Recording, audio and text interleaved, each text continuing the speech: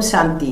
आज की मुरली 17/4/25 प्रातः मुरली। ओम शांति। बाप दादा मधुबन। शिव बाबा कहते हैं, मीठे बच्चे, एहो रूहानी हॉस्पिटल तुम्हें आधा कल्पों के लिए एवर हेल्दी बनाने वाली है। यहाँ तुम देही अभिमानी होकर बैठो। प्रश्न, धंधा आदि करते भी कौन सा डायरेक्शन बुद्धि में याद रहना चाहिए? उत्तर, बाप का डायरेक्शन है, तुम किसी साकार व आकार को याद नहीं करो। एक बाप को याद रहे तो विक्रम विनाश हो। इसमें कोई ये नहीं कह सकता कि फुर्सत नहीं। सब कुछ करते भी याद में रह सकते हो। ओम शांति। मीठे मीठे रूहानी बच्चों प्रति बाप का गुड मॉर्निंग। गुड मॉर्निंग के बाद बच्चों को कहा जाता है, बाप को याद करो। बुलाते भी है, हे पतित पावन आकर पावन बनाओ। तो बाप पहले पहले ही कहते हैं, रूहानी बाप को याद करो। रूहानी बाप तो सबका एक ही है। फादर को कभी सर्वव्यापी नहीं माना जाता है। तो जितना हो सके बच्चे पहले पहले बाप को याद करो। कोई भी साकार व आकार को याद नहीं करो सिवाय एक बाप के। यह तो बिल्कुल सहज है ना। मनुष्य कहते हैं हम बिजी रहते हैं, फुर्सत नहीं। परंतु इसमें तो फुर्सत सदैव है। बाप युक्ति बतलाते हैं, यह भी जानते हो बाप को याद करने से ही हमारे पाप भस्म होंगे। मुख्य बात है यह। धांधे आदि की है, हम पोती धांधे आदि की कोई माना नहीं है। और सब करते हुए सिर्फ बाप को याद करो तो विक्रम विनाश हो। यह तो समझते हो हम पतित है। साधु संत ऋषि मुनि आदि सब साधना करते हैं। साधना की जाती है भगवान से मिलने की। सो जब तक उनका परिचय न हो तब तक तो मिल नहीं सकते। तुम जानते हो बाप का परिचय दुनिया में कोई को भी नहीं है। देह का परिचय तो सबको है। बड़ी चीज का परिचय झट हो जाता है। आत्मा का परिचय तो जब बाप आए तब समझाए। आत्मा और शरीर दो चीजें हैं। आत्मा एक स्टार है और बहुत सूक्ष्म है। उनको कोई देख नहीं सकते। तो यहाँ जब आकर बैठते हैं तो देही अभिमानी होकर बैठना है।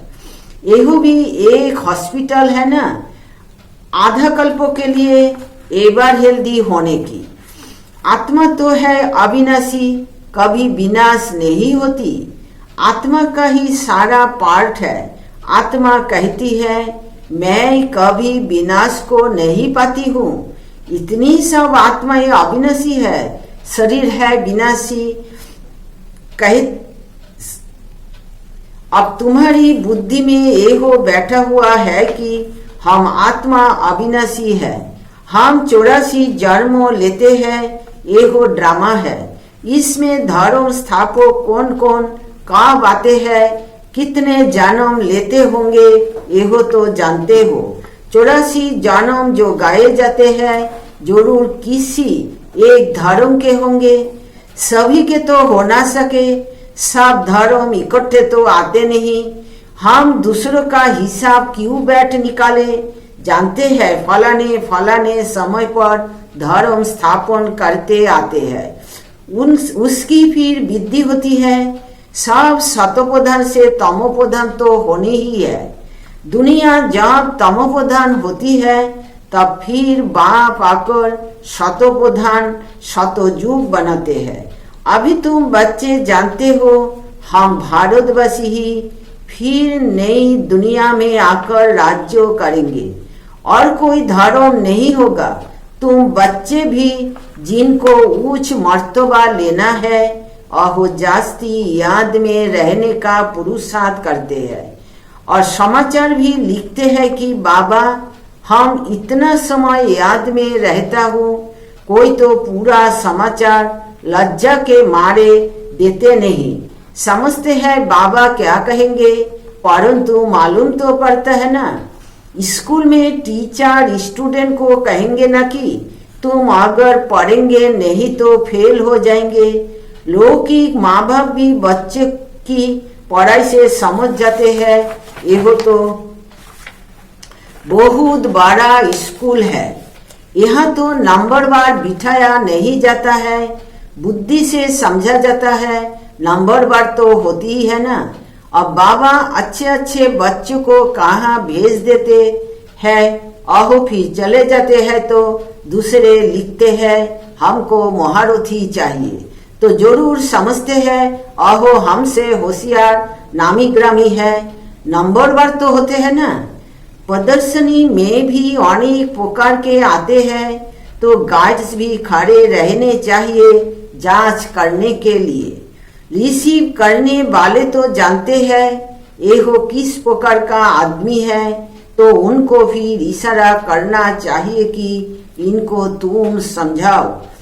तुम भी समझ सकते हो, first grade, second grade, third grade सब है, वह तो सबकी सर्विस करनी ही है। कोई बड़ा आदमी है तो जरूर बड़े आदमी की खातिरी तो सब करते ही है, यह कायदा है। बाप अथवा टीचर बच्चों की क्लास में महिमा करते हैं, यह भी सबसे बड़ी खातिरी है। नाम निकालने वाले बच्चों की महिमा अथवा खातिरी की जाती है। यह फलाना धनवान है, रिलीजियस माइंडेड है, यह भी खातिरी है ना।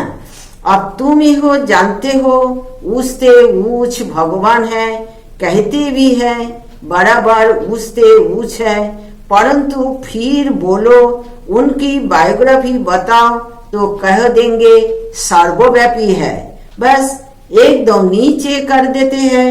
अब तुम समझा सकते हो सबसे ऊंच है भगवान। अहो है मूल वतनवासी, सूक्ष्म वतन में है देवताएं, यहाँ रहते हैं मनुष्य, तो उससे ऊंच भगवान अहो निराकार ठहरा। अभी तुम जानते हो हम जो हीरे मिसल थे सो फिर कड़ी मिसल बन पड़े हैं, फिर भगवान को अपने से जास्ती नीचे ले गए हैं, पहचानती ही नहीं है। तुम भारतवासियों को ही पहचान मिलती है, फिर पहचान कम हो जाती है। अभी तुम बाप की पहचान सबको देते जाते हो, ढेरों का बाप की पहचान मिलेगी। तुम्हारा मुख्य चित्रो है ही एहो त्रिमूर्ति गोला झाड़, इनमें कितनी रोशनी है, एहो तो कोई भी कहेंगे एहो लक्ष्मी नारायण शतयुग के मालिक थे। अच्छा, शतयुग के आगे क्या था एहो भी अभी तुम जानते हो। अभी है कलियुग का अंत और है भी प्रजा का प्रजा पर राज्य। अभी राजा तो है नहीं, कितना फर्क है। सतयुग के आदि में राजाएं थे और अभी कलियुग में भी राजाएं है। भल कोई अहो पावन नहीं है, परंतु कोई पैसा देकर भी टाइटल ले लेते हैं। महाराजा तो कोई है नहीं, टाइटल खरीद कर लेते हैं। जैसे पाटियाला का महाराजा, जोधपुर बीकानेर का महाराजा, नाम तो लेते हैं ना, एहो नाम अविनाशी चला आता है। पहले पवित्र महाराजा थे, अभी है अपवित्र। राजा महाराजा अक्सर चला आता है। ये लक्ष्मी नारायण के लिए कहेंगे एहो सतयुग के मालिक थे। किसने राज्य लिया कभी? अभी तुम जानते हो राजा की स्थापना कैसे होती है। बाप कहते हैं मैं तुमको अभी पढ़ाता हूँ एक जन्म के लिए। अहो तो पढ़कर इसी जन्म में ही बैरिस्टर आदि बनते हैं। तुम अभी पढ़कर भविष्य महाराजा महारानी बनते हो। ड्रामा प्लान अनुसार नई दुनिया की स्थापना हो रही है। अभी है पुरानी दुनिया, भल कितने भी अच्छे अच्छे बड़े महल है, परंतु हीरे जहरातों के महल तो बनाने की कोई में ताकत नहीं है। सतयुग में यह सब हीरे जहरत के माहौल बनाते हैं ना, बनाने में कोई देरी थोड़ी लगती है। यह भी अर्थवेक आदि होती है तो बहुत कारीगर लगा देते हैं, 1-2 वर्ष में सारा शहर खड़ा कर देते हैं। नई दिल्ली बनाने में करके 8-10 वर्ष लगे, परंतु यहाँ के लेबर और वहाँ के लेबर्स में तो फर्क रहता है ना। आजकल तो नई नई इन्वेंशन भी निकालते रहते हैं। मकान बनाने की साइंस का भी जोर है, सब कुछ तैयार मिलता है, झट फ्लाट तैयार, बहुत जल्दी जल्दी बनते हैं। तो यही सब वहाँ काम में तो आते हैं ना, यही सब साथ चलने हैं। संस्कार तो रहते हैं ना, यही साइंस के संस्कार भी चलेंगे।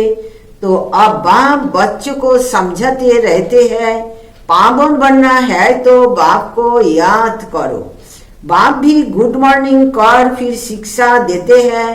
बच्चे बाप की याद में बैठे हो, चलते फिरते बाप को याद करो, क्योंकि जन्म जन्मांतर का सिर पर बोझा है। सीढ़ी उतरते उतरते 84 जन्म लेते हैं, अभी फिर एक जन्म में चढ़ती कला होती है। जितना बाप को याद करते रहेंगे उतना खुशी भी होगी, ताकत मिलेगी। बहुत बच्चे हैं जिनको आगे नंबर में रखा जाता है, परंतु याद में बिल्कुल रहते नहीं है। भल ज्ञान में तीखे हैं, परंतु याद की यात्रा है नहीं। बाप तो बच्चों की महिमा करते हैं, यही भी नंबर 1 में है, तो जरूर मेहनत भी करते होंगे ना। तुम हमेशा समझो कि शिव बाबा समझाते हैं तो बुद्धि योग वहाँ लगा रहेगा, यही भी सीखता तो होगा ना। फिर भी कहते हैं बाबा को याद करो। किसको भी समझाने के लिए चित्र है, भगवान कहा ही जाता है निराकार को। आकर शरीर धारण करते हैं, एक भगवान के बच्चे, सब आत्माएं भाई भाई है। अभी इस शरीर में विराजमान है, सभी अकाल मूर्त है। एगो अकाल मूर्त आत्मा का तख्त है। अकाल तख्त और कोई खास चीज नहीं है, एगो तख्त है अकाल मूर्त का। भ्रुकुटी के बीच में आत्मा विराजमान होती है, इसको कहा जाता है अकाल तख्त। अकाल तख्त अकाल मूर्त का। आत्माएं सब अकाल है, कितनी अति सूक्ष्म है। बाप तो है निराकार, अहो अपना तख्त कहाँ से लाए। बाप कहते हैं मेरा भी यह तख्त है, मैं आकर इस तख्त का लोन लेता हूँ। ब्रह्मा के साधारण बूढ़े तन में अकाल तख्त पर आकर बैठता हूँ। अभी तुम जान गए हो, सब आत्माओं का ये हो तख्त है। मनुष्य की ही बात की जाती है, जानवर की तो बात नहीं। पहले जो मनुष्य जानवर से भी बदतर हो गए हैं, अहो तो सुधरे। कोई जानवर की बात पूछे, बोलो पहले अपना तो सुधार करो। सतयुग में ते जानवर भी बड़े अच्छे फर्स्ट क्लास होंगे, किचना आदि कुछ भी नहीं होगा। किंग के महल में कबूतर आदि का किचरा हो तो दंड डाल दे, जरा भी किचरा नहीं। वह बड़ी खबरदारी रहती है, पहरे पर रहते हैं, कभी कोई जानवर आदि अंदर घुस ना सके। बड़ी सफाई रहती है। लक्ष्मी नारायण के मंदिर में भी कितनी सफाई रहती है। शंकर पार्वती के मंदिर में कबूतर भी दिखाते हैं, तो जरूर मंदिर को भी खराब करते होंगे। शास्त्रों में तो बहुत दंत कथाएं लिख दी है। अभी बाप बच्चों को समझाते हैं, उनमें भी थोड़े हैं जो धारणा कर सकते हैं, बाकी तो कुछ नहीं समझते। बाप बच्चों को कितना प्यार से समझाते हैं, बच्चे बहुत बहुत मीठे बनो, मुख से सदैव रत्नों निकालते रहे। तुम हो रूप बसंत, तुम्हारे मुख से पत्थर नहीं निकलने चाहिए। आत्मा की ही महिमा होती है। आत्मा कहती है मैं प्रेसिडेंट हूँ, फलाना हूँ, मेरे शरीर का नाम एहो है। अच्छा, आत्मा ये किसके बच्चे हैं? एक परमात्मा के, तो जरूर उनसे वर्षा मिलता होगा। अहो भी सर्वव्यापी कैसे हो सकता? तुम समझते हो हम भी पहले कुछ नहीं जानते थे, अभी कितनी बुद्धि खुली है। तुम कोई भी मंदिर में जाएंगे समझेंगे यह तो सब झूठे चित्रों है। 10 भुजाओं वाला हाथी की सूर वाला कोई चित्र होता है क्या? यह सब है भक्ति मार्ग की सामग्री। वास्तव में भक्ति होनी चाहिए एक शिव बाबा की, जो सबका सद्गति दाता है। तुम्हारी बुद्धि में ये हो लक्ष्मी नारायण भी 84 जन्म लेते हैं, फिर ऊंचते ऊंच बाप ही आकर सबको सद्गति देते हैं। उनसे बड़ा कोई है नहीं। एहू ज्ञान की बातें तुम्हारे में भी नंबरवार धारण कर सकते हैं। धारणा नहीं कर सकते तो बाकी क्या काम के रहे। कोई तो अंधों की लाठी बनने के बदले अंधे बन जाते हैं। गौ जो दूध नहीं देती है उसे पिंजरपुर में रखते हैं। एहू भी ज्ञान का दूध नहीं दे सकते हैं। बहुत है जो कुछ पुरुषार्थ नहीं करते, समझते नहीं कि हम कुछ तो किसका कल्याण करे। अपनी तकदीर का ख्याल ही नहीं रहता है। बस जो कुछ मिला सो अच्छा। तो बाप कहेंगे इनकी तकदीर में नहीं है, अपनी सद्गति करने का पुरुषार्थ तो करना चाहिए। देही अभिमानी बनना है। बाप कितना ऊंचते ऊंच है और आते देखो कैसे पति दुनिया पति शरीर में है। उनको बुलाते ही पति दुनिया में है। जब रावण बिल्कुल ही भ्रष्ट कर देते हैं तब बाप को श्रेष्ठ बनाते हैं। जो अच्छा पुरुषार्थ करते हैं अहो राजा रानी बन जाते हैं। जो पुरुषार्थ नहीं करते अहो गरीब बन जाते हैं। तकदीर में नहीं है तो तदबीर कर नहीं सकते। कोई तो बहुत अच्छी तकदीर बना लेते हैं। हर एक अपने को देख सकते हैं कि हम क्या सर्विस करते हैं। अच्छा, मीठे मीठे सीखी लादे बच्चों प्रति मात पिता बाप दादा का याद प्यार और गुड मॉर्निंग। रूहानी बाप की रूहानी बच्चों को नमस्ते। हम रूहानी बच्चों की रूहानी बाप दादा को याद प्यार गुड मॉर्निंग और नमस्ते नमस्ते बाबा नमस्ते। शुक्रिया बाबा, आपको डायमंड शुक्रिया। धारणा के लिए मुख्य सार 1 नंबर, रूप बसंत बाण मुख से सदैव रत्न निकालने हैं। बहुत बहुत मीठा बनना है। कभी भी पत्थर मतलब कोटू वचन नहीं निकालना है। 2 ज्ञान और योग में तीखा बन अपना और दूसरों का कल्याण करना है। अपनी उस तकदीर बनाने का पुरुषार्थ करना है। अंधों की लाठी बनना है। वरदान, त्रिस्मृति स्वरूप का तिलक धारण करने वाले संपूर्ण विजयी भवो। स्वयं की स्मृति, बाप की स्मृति और ड्रामा के नॉलेज की स्मृति, इन्हीं 3 स्मृतियों में सारे ज्ञान का विस्तार समाया हुआ है। नॉलेज के वृक्ष की एहो 3 स्मृतियां है। जैसे वृक्ष का पहले बीज होता है, उस बीज द्वारा 2 पत्ते निकलते हैं, फिर वृक्ष का विस्तार होता है। ऐसे मुख्य है बीज बाप की स्मृति, फिर 2 पत्ते अर्थात आत्मा और ड्रामा की सारी नॉलेज। इन 3 स्मृतियों को धारण करने वाले स्मृति भवो व संपूर्ण विजयी भवो के वरदानी बन जाती है। स्लोगन, प्राप्तियों को सदा सामने रखो तो कमजोरियां सहो समाप्त हो जाएगी।